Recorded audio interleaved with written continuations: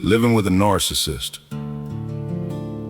The final is told by Mack, Hollowpoint.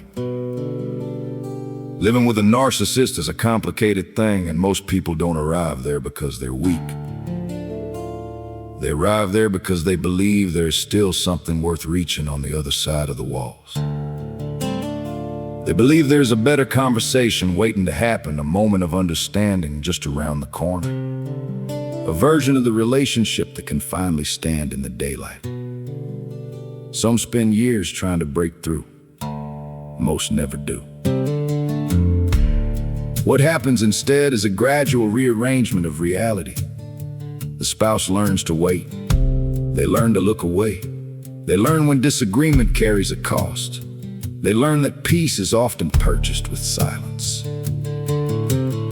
The narcissist keeps them close enough to remain loyal, but never close enough to become an equal participant in the conversation.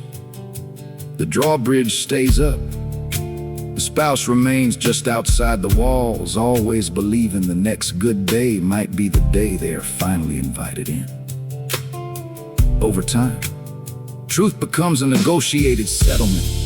Facts are weighed against consequences. Memories acquire revisions. Contradictions are tolerated. Absurdities are given comfortable places to sit. Eventually, a couple can find themselves agreeing to versions of events they would never have accepted years earlier. A person who spends enough years walking on uneven ground becomes familiar with the sensation. What they often lose isn't awareness. What they lose is confidence in their own measurements. They may still know something is wrong while no longer trusting themselves enough to say exactly what it is. Living with a narcissist often changes a person's relationship with other people long before it changes their relationship with the narcissist. Friends who once felt welcome slowly become uncomfortable guests. They hear the conversations. They notice the contradictions. They remember what happened last year when everyone else is being told what happened yesterday.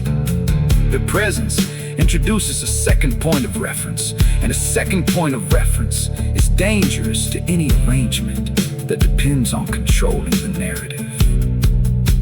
The narcissist rarely objects directly. Direct objections invite questions. Instead, reasons appear. The friend is insensitive. The friend is difficult. The friend doesn't understand what the family is going through. The explanation is almost always presented as concern. The result is almost always distance. The friends who create the greatest problems are often the ones who have nothing invested in the arrangement. They are willing to point at something that makes no sense and say so. To the narcissist, that person becomes a threat because they are not operating under the same rules as everyone else.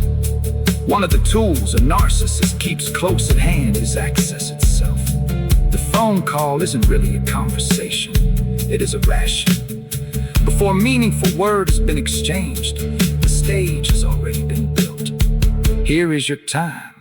Here is your space. Fill it or don't. A healthy relationship assumes access. A narcissistic arrangement distributes access. The spouse, the friend, the child, and even family members find themselves competing for moments that should have been freely available in the first place. Over time, people become grateful for scraps of attention they once would have considered ordinary. One of the saddest discoveries is that what looked like friendship was often an arrangement. The narcissist will gladly work beside people, build alongside them, laugh with them, and even praise them while they serve a purpose. The moment the friendship, business, family, or spouse begins developing the center of gravity independent of them, the atmosphere changes. Rarely is anything attacked directly. Instead, there are doubts, distractions, misunderstandings, delays, and convenient villains waiting nearby. The cruel part is that success itself becomes dangerous. A successful spouse becomes more confident, more connected, and less dependent on approval from inside the castle. The arrangement works best when hope remains alive, but never fully realized. When progress is always possible, but never quite arrives. drawbridge stays just high enough to keep everyone reaching. Years later, the spouse may look around and discover many of the people who genuinely loved them were standing much farther away than they once were. Old friendships have faded, family connections have weakened, trusted voices have gone quiet. One by one, the people most likely to challenge the arrangement were removed from it.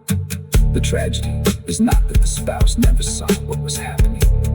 The tragedy is that they spent so much time trying to reach the person inside the castle that they never noticed how much of their own world had disappeared while they were standing at